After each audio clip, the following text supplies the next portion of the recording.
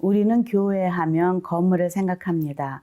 그러나 초대교회에는 교회에 건물이 없었습니다. 한 사람 한 사람이 교회였고 또 그들이 모인 것이 예배 공동체였습니다.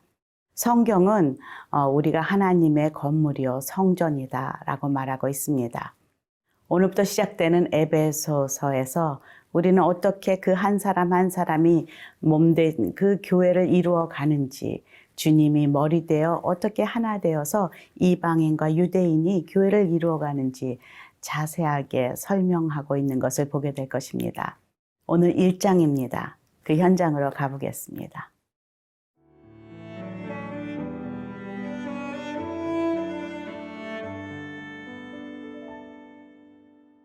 에베소서 1장 1절에서 14절 말씀입니다.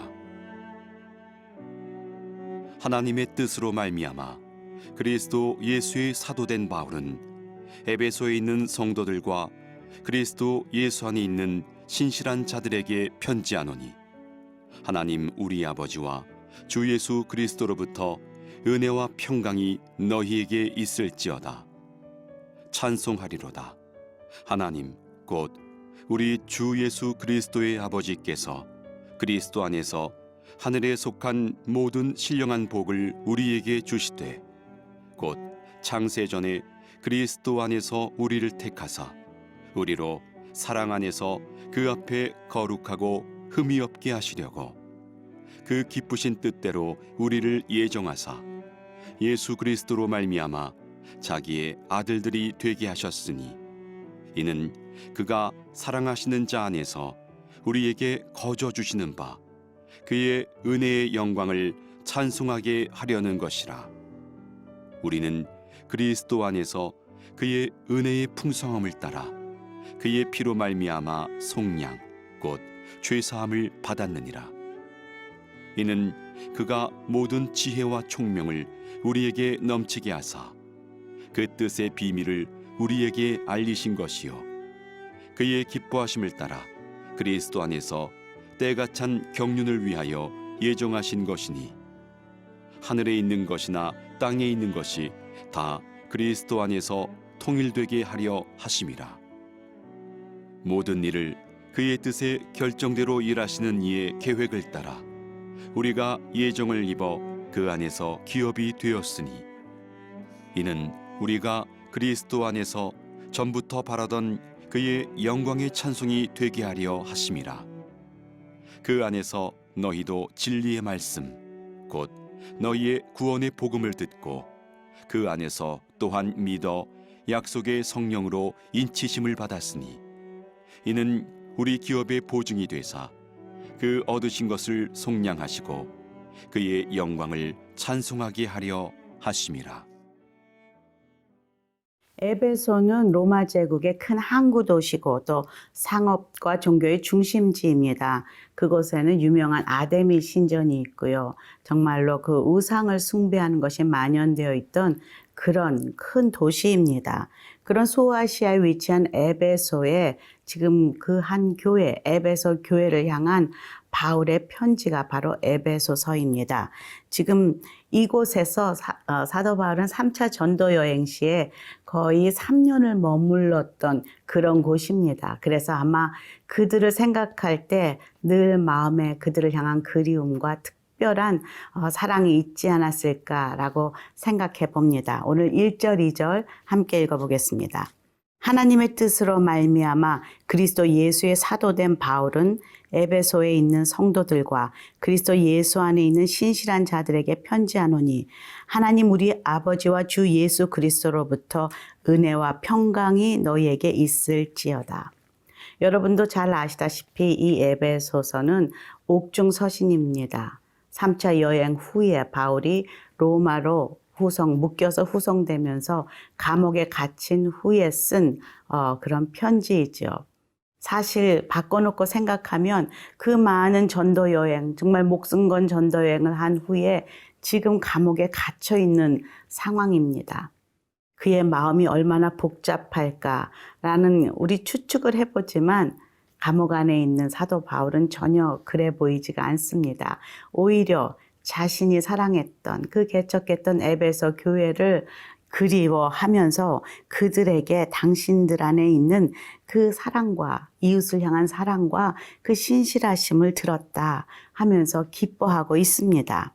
사실 여기서 에베소 성도들뿐만이 아니라 그리스도 예수 안에 있는 신실한 자들에게 편지한 것을 보면 그 소아시아의 주변의 많은 교회들에게 이 편지가 함께 읽혀지지 않았나 그렇게 생각이 됩니다. 그리고서는 은혜와 평강을 빌고 있습니다. 사실 감옥 안에 있는 사람이 빌 제목은 아닌 것 같지만 사도 바울 마음 안에는 이 은혜와 평강이 떠나지 않고 있다는 것이죠. 정말로 이 은혜와 평강이 우리를 이끌어 갈 때 우리는 모든 것이 다 해결이 됩니다. 여러분들 어떤 것을 위해서 지금 기도하십니까? 어떤 문제로 인하여 마음이 복잡하십니까? 또 자녀들과 이웃들을 위해서 무엇을 기도하십니까? 상황이 변화되길 기도하십니까? 아니면 뭔가 새로운 그 출발이 해결책이 있기를 기도하십니까? 무엇보다도 그들이 어떤 상황과 상관없이 그의 삶 가운데 마음 가운데 하나님의 은혜를 경험하고 평강이 임하기를 기도하는 것이 정말로 좋다고 저는 믿습니다. 왜냐하면 예수님께서도 십자가에서 돌아가시고 그리고 부활하신 후에 제자들을 찾아와 걱정하고 있는 그 제자들, 낙심하고 있는 제자들에게 가장 먼저 하신 말씀이 무엇인지 아십니까? 샬롬, 평안하라. 그러면 다 끝나는 거 아니겠습니까? 남이 보기 괜찮고 정말 잘 나가도 그 마음에 평강이 없으면 아무것도 아니라는 것이죠.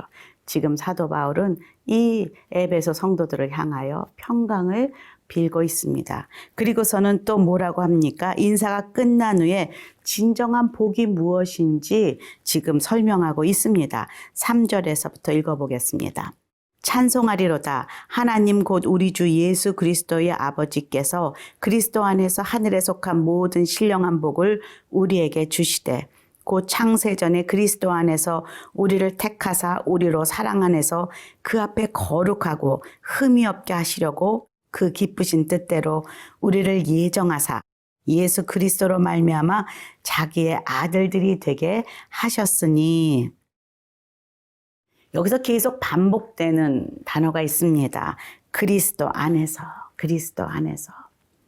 진정한 복은 그리스도 안에서만 발견될 수 있다는 것이죠. 근데 그 복은 이 세상에 속한 것이 아니라 우리가 맨날 복 주세요, 복 주세요 하는 것은 어쩌면 많은 것들이 이 세상에 속한 영원하지 않는 놓고 갈 그런 복입니다. 지금 바울이 성도들을 향하여 비는 복은 무엇입니까? 하늘에 속한 모든 신령한 복을 지금 강구하고 있다는 것이죠. 그것은 뭐예요? 창세전에 태초부터 그때부터 그리스도 안에서 우리를 택하시고 예수 그리스도의 보혈로 우리를 구원하신 그 구원의 복, 그 복음입니다. 그것을 다시금 복을 빌며 우리가 양자된 것을 기억할 수 있도록 그것이 우리의 복임을 다시 한번 확인하고 있습니다. 진정한 최고의 복이 바로 복음입니다. 오늘도 이 아침에 주님이 우리에게 말씀하십니다. 너는 무엇을 복이라고 생각하고 빌고 있는가?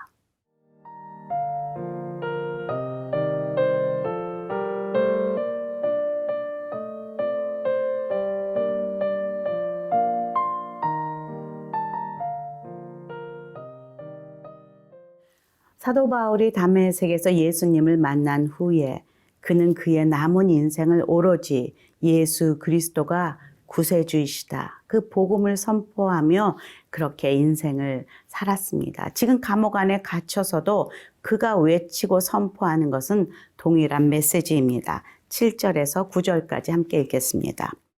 우리는 그리스도 안에서 그의 은혜의 풍성함을 따라 그의 피로 말미암아 속량 곧 죄사함을 받았느니라. 이는 그가 모든 지혜와 총명을 우리에게 넘치게 하사 그 뜻의 비밀을 우리에게 알리신 것이요 그의 기뻐하심을 따라 그리스도 안에서 때가 찬 경륜을 위하여 예정하신 것이니. 계속 그리스도 안에서 또 기록하고 있습니다. 오직 은혜로 십자가의 보혈로 피로 죄사함을 받았다. 구원을 받았다. 다른 어떤 죄사함을 받을 방법을 주신 것이 없다라는 그 복음의 엑기스를 지금 다시 한번 에베소 성도들에게 일깨워주고 있습니다. 이 복음을, 이 비밀을 깨달을 수 있는 것은 하나님께서 우리에게 지혜와 총명을 주셔서 그 의미를, 비밀을 알려주신 것도 하나님의 예정된 계획이었다라고 말씀하고 있습니다. 그리고 그것이 바로 우리가 변화되어 하나님을 창조 하나님을 찬양하는 것이 바로 하나님의 목적이 실현된 것이다 라고 말하고 있다는 것이죠. 여러분, 이사야서 43장 21절에 보면은 이 백성은 나를 찬양하게 하려고 내가 손수 만든 사람들이다 라고 기록하고 있습니다. 저와 여러분의 창조의 목적, 태어난 그 소명의 목적, 궁극적인 목적은 우리가 하나님을 찬양하게 하기 위함이다 라고 말하고 있다는 것이죠. 이 12절에 보니까 그 안에 너희도 진리의 말씀 곧 너희의 구원의 복음을 듣고 그 안에서 또한 믿어 약속의 성령으로 인치심을 받았으니 이것을 깨닫게 하고 지혜와 총명으로 비밀을 밝히 알게 하는 것은 성령의 능력입니다. 성령의 인치심입니다.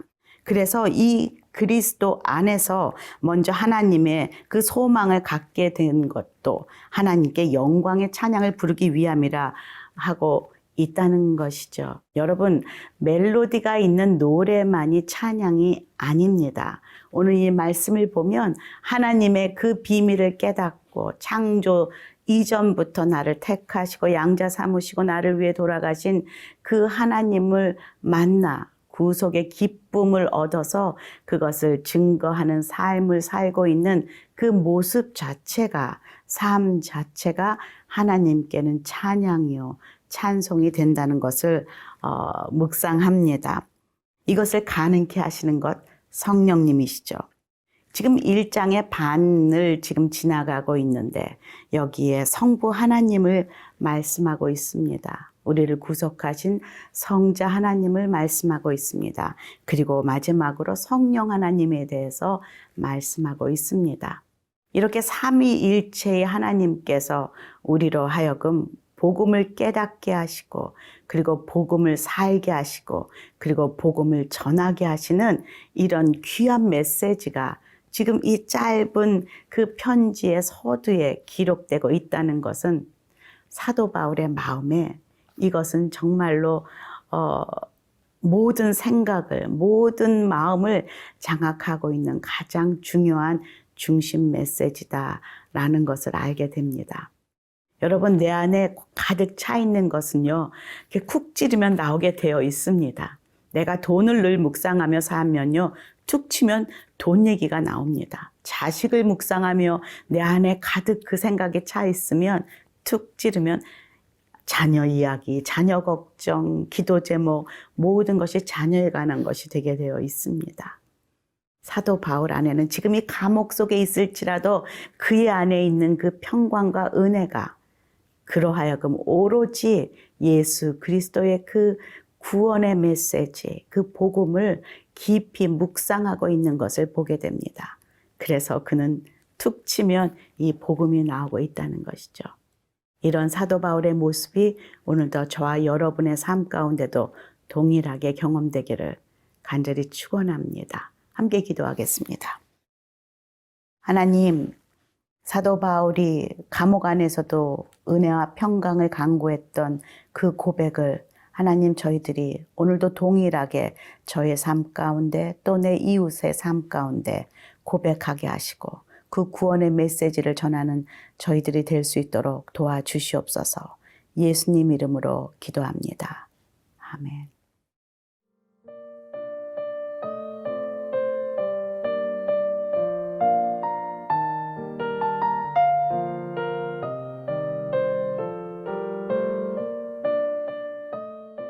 이 프로그램은 시청자 여러분의 소중한 후원으로 제작됩니다.